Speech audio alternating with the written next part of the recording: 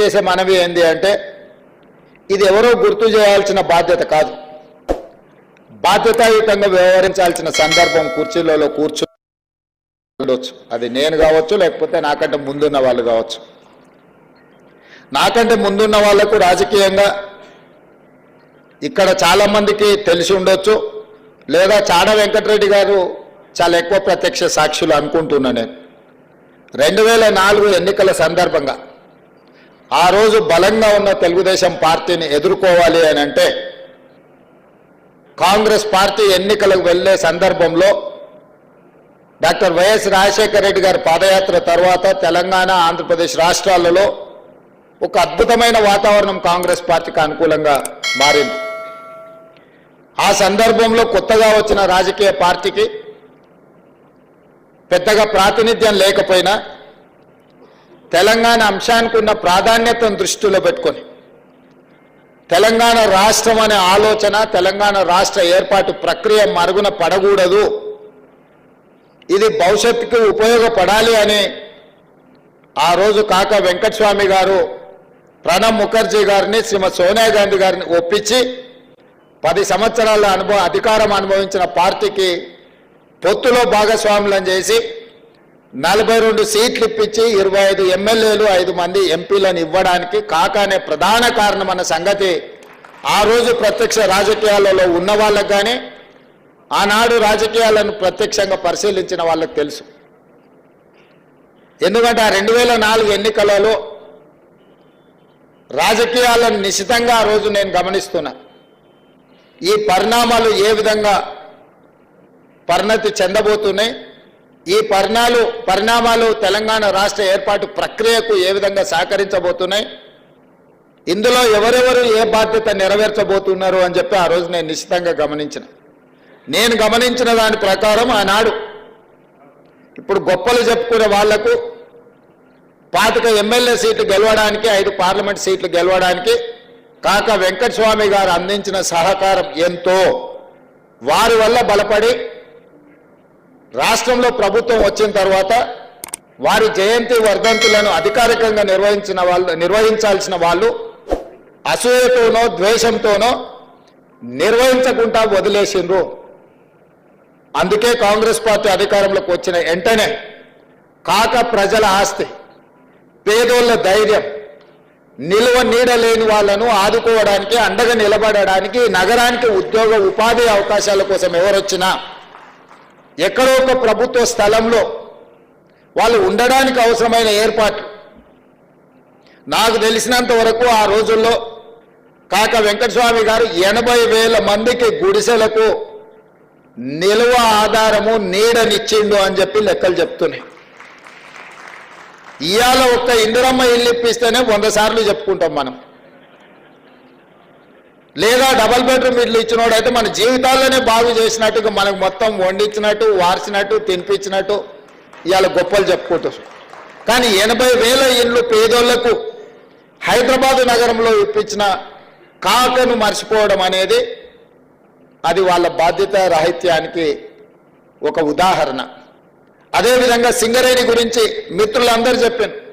సింగరేణి దివాలా తీసి సింగరేణి మూతపడే సందర్భంలో కార్మికులను ఆదుకోవాలన్న ఆలోచన, కార్మికులను బ్రతికించాలన్న కోరిక, పట్టుదల, సింగరేణికి 450 కోట్ల రూపాయలు ఆ రోజుల్లో అప్పు ఇప్పించి సింగరేణి సంస్థను కాపాడి ఇవాళ వేలాది కుటుంబాలు, లక్షలాది మంది ఆధారంగా దాని మీద ఉన్న వాళ్ళని అందరినీ కూడా ఈ రోజు వాళ్ళ ఇళ్లలో దీపం ఉంది, ఆ కుటుంబంలో బుక్కెడు బువ్వ తింటున్నారు అని అంటే కాకా గారి కృషి అని చెప్పి మనం ఈరోజు మాట్లాడుకోవాల్సిన అవసరం ఉన్నది. ఇదే కాదు, జాతీయ స్థాయిలో పండిత్ జవహర్లాల్ నెహ్రూ గారిని చాచా అంటే తెలుగు రాష్ట్రాలలో అదే స్థాయిలో కాకా అని గుర్తింపు ఉన్నది గడ్డం వెంకటస్వామి గారికి. రెండవది, ఎమర్జెన్సీ తర్వాత ఎన్నో విపత్కర పరిస్థితులను ఎదుర్కొని కాంగ్రెస్ పార్టీ తీవ్రమైన రాజకీయ ఒడిదుడుకులను ఎదుర్కొంటున్న సందర్భంలో కాంగ్రెస్ పార్టీ జాతీయ కార్యాలయాన్ని ఎక్కడ పెట్టాలని చర్చ జరుగుతున్నప్పుడు కాకా వెంకటస్వామి గారు ఇందిరాగాంధీ గారి దగ్గరికి వెళ్ళి నా ఇల్లునే కాంగ్రెస్ పార్టీ జాతీయ కార్యాలయంగా మార్చండి అని చెప్పి వారు ఇల్లు ఇచ్చిండ్రు. 1977 నుంచి ఈనాటి వరకు ఆనాడు కాకా వెంకటస్వామి గారి ఇల్లే ఈ రోజుకు కాంగ్రెస్ పార్టీ జాతీయ కార్యాలయంగా కొనసాగుతుందన్న సంగతి ఈడున్న చాలా మందికి తెలవాల్సిన అవసరం ఉన్నది. కాకా వెంకటస్వామి గారికి ఇందిరాగాంధీ గారి కుటుంబానికి సన్నిహిత సంబంధాలు, కాంగ్రెస్ విధానాలు సిద్ధాంతాలే కాదు ఆ కుటుంబం మధ్యలో ఒక బలమైన అనుబంధం ఉన్నది. అదే కాదు ఈరోజు జాతీయ కాంగ్రెస్ పార్టీ అధ్యక్షుడుకున్న మల్లికార్జున్ ఖర్గే గారు వెంకటస్వామి గారి సమకాలికులు. వెంకటస్వామి గారు ఉన్నత స్థాయిలో ఉన్నప్పుడు వారు కర్ణాటక రాష్ట్రంలో కాంగ్రెస్ రాజకీయాలలో మంత్రిగా ఉన్నారు. ఎప్పుడు వారిని కలిసినా, వారు ఎప్పుడు హైదరాబాద్కు వచ్చినా తప్పకుండా వెంకటస్వామి గారిని గుర్తు చేసుకుంటారు. ఆయన చెప్తారు, अरे मैं हमेशा आता था जी हैदराबाद को, कभी भी आए तो चिकड़पल्ली जाके उनके घर में मैं खाना खा के वहां से निकलते थे. जब मैं गुलबर्गा जाना है तो भी उनके घर पे जाके उनसे मिलकर మీ అన్నదమ్ముల ఎవరో నాకు చాలా సంబంధం, कैसा है उन्होंने అంటే నేనన్నా ठीक ठाक है साहब, मगर विवेक साहब तो अपने साथ में नहीं है बोल के बोला मैं. अरे ऐसा कैसे तुम बात करो, मैं बात कर दूं. अरे వెంకటస్వామి గారి కొడుకు మన మీద కోపం ఎట్లా వస్తుంది, బయట ఎట్లా ఉంటాడు, లా ఉస్కో అని నాకు చెప్పిండు. అప్పుడు నేను వివేక్ అన్నాను, సరోజక్కని పోయి కలిసి, వంశీని కలిసి, అయ్యా ఈ కాంగ్రెస్ పార్టీ మీ కుటుంబం మీద కోపం వస్తే బయటకు పోవద్దు, మీరు ఈ కుటుంబంలో ఉండాలి. కాంగ్రెస్ పార్టీ మల్లికార్జున్ ఖర్గే గారు నాకు చెప్పిండ్రు మీతో మాట్లాడి కాంగ్రెస్ పార్టీకి తీసుకురా అని.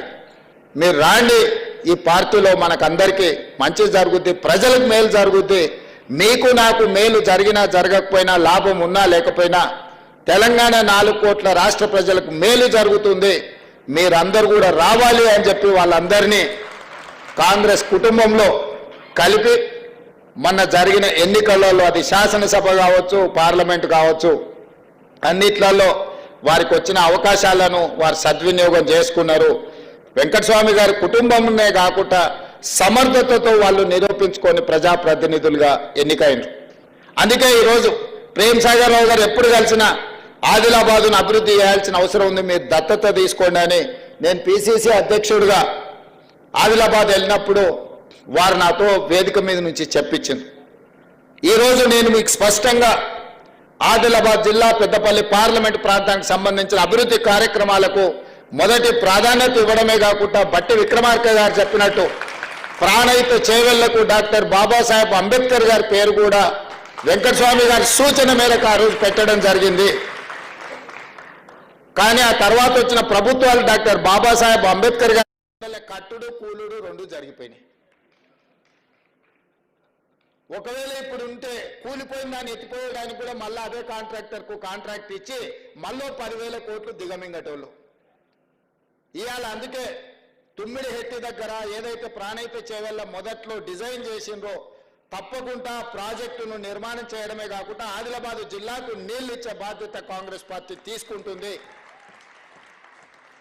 డాక్టర్ వైఎస్ రాజశేఖర రెడ్డి గారు జలయజ్ఞంలో భాగంగా ప్రారంభించిన ప్రాణహిత చేవెళ్ళ ఆ రోజు వెంకటస్వామి గారి ఆలోచన, వారు ప్రభుత్వాన్ని ఇంతకుముందే బట్టి విక్రమార్క గారు చెప్పినట్టు వారు ఎంతో ఆలోచన చేసి ఆదిలాబాద్కు మేలు జరగాలని ఆ కార్యక్రమం కోసం వారు పట్టుబట్టారు.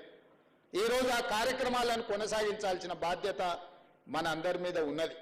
కాబట్టి ఈరోజు మిత్రులారా, పొన్నం ప్రభాకర్ గారు నేను కూడా కుటుంబ సభ్యుల్లో ఒకరిని అన్నాడు. అట్లాగినా అన్నామంటే మంత్రి పదవి మరి ఆ కుటుంబానికి ఇచ్చినట్టే అయిపోయింది అనాల్సి వస్తుంది.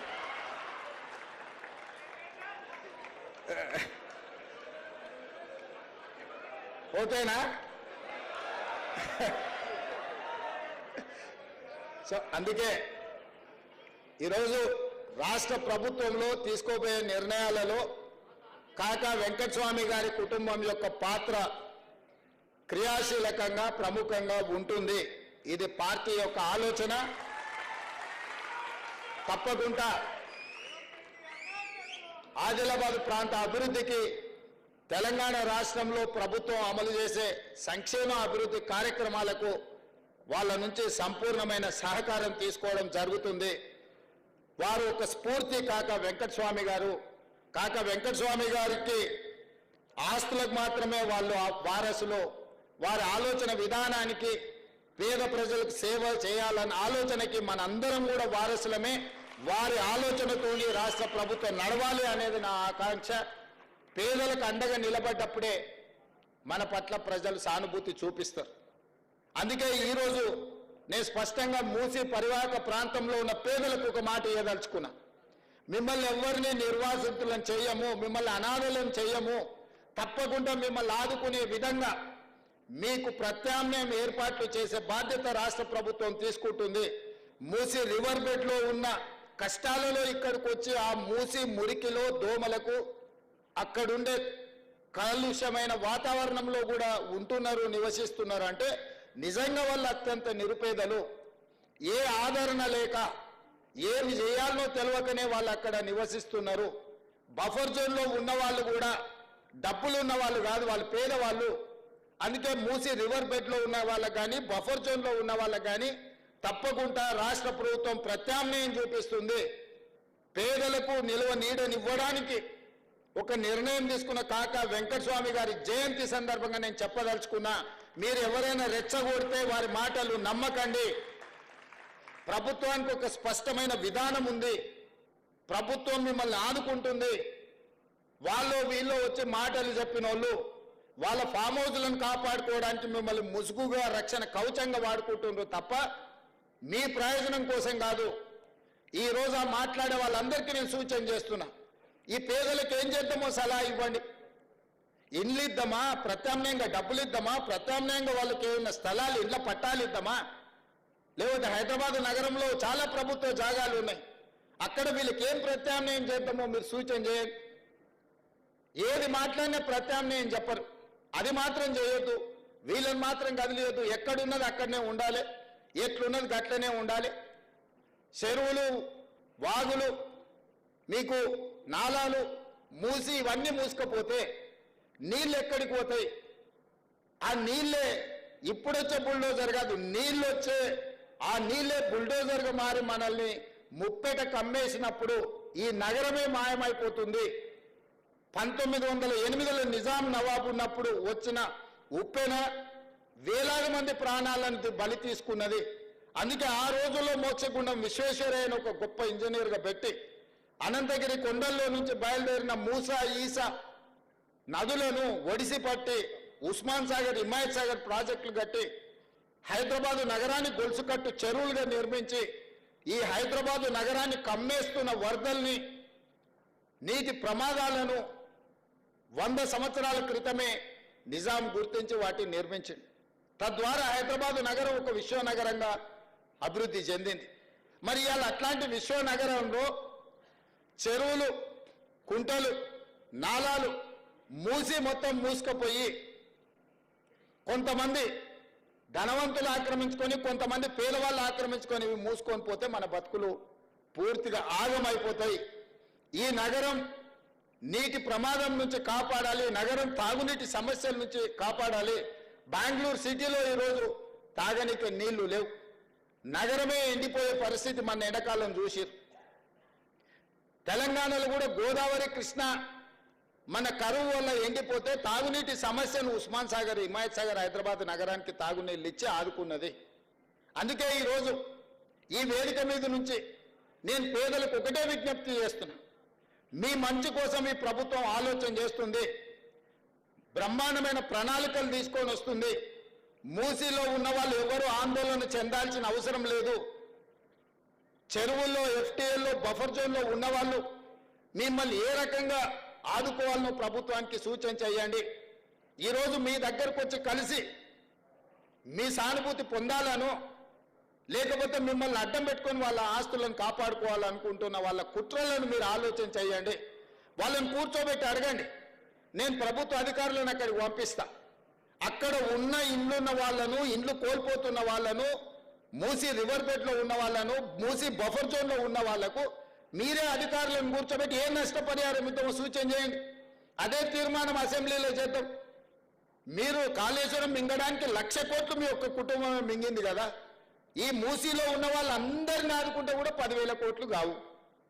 ఓవేళ 10,000 కోట్లు పేదల కోసం ఖర్చు పెట్టడానికి ప్రభుత్వానికి మన దరిద్రం ఉందా?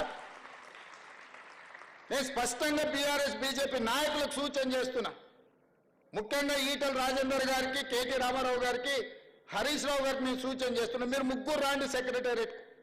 నేను మా ఉప ముఖ్యమంత్రి గారు కూర్చుంటాం, అధికారులు అందరినీ పిలిపిస్తా, ప్రణాళికలన్నీ ప్రజలకు చూపిద్దాం, ప్రజల్ని ఎట్లా ఆదుకుందాం, ఎట్లా బాగు చేద్దామో చెప్పండి. ప్రత్యామ్నాయంగా వాళ్ళకి మంచి ఇల్లు కట్టిద్దామా, లేకపోతే నష్టపరిహారం ఇద్దామా, వాళ్ళు బాగా పనిచేసుకోవడానికి ఉపాధి కల్పిద్దామా, వాళ్ళ పిల్లలు చదువుకోవడానికి మంచి పాఠశాలలు నిర్మిద్దామా, వాళ్ళకి ప్రత్యామ్నాయం ఏం చేద్దామో చెప్పండి. లేదు అంటే ఇట్లనే వదిలేసి మూసేద్దాం, అది కూడా చెప్పండి. చెరువులు పోయి, కుంటలు పోయి, నాలాలు పోయి, మూసి కూడా పోయిందంటే రేపు అనంతగిరి కొండల్లో నుంచి వచ్చే ఈ వరదను, ఈ ఉప్పెనను ఏ రకంగా హైదరాబాద్ నగరం భరిస్తుందో చెప్పండి. ఇవాళ ఎక్కడైనా 1200, 1400 ఫీట్లు బోర్ వేయకుంటే ఎక్కడన్నా నీళ్ళు వస్తున్నాయా? మరి హైదరాబాద్ నగరం మొత్తం కాంక్రీట్ జంగిల్ అయిపోయింది. మరి గ్రౌండ్ వాటర్ పడిపోయి నగరం మొత్తం దెబ్బతిని ఇవాళ మూసీలో హైదరాబాద్ మురికి మొత్తం నిండి, ఈ మురికి మొత్తం నల్గొండ ప్రజలకు విషవాయువులుగా విషంగా మారి ఆ నల్గొండ ప్రజల విషాన్ని దిగమింగుకొని బతుకుతున్నారు. ఏ విధంగా నల్గొండను ఆదుకుందామో మీరు సూచన చేయండి.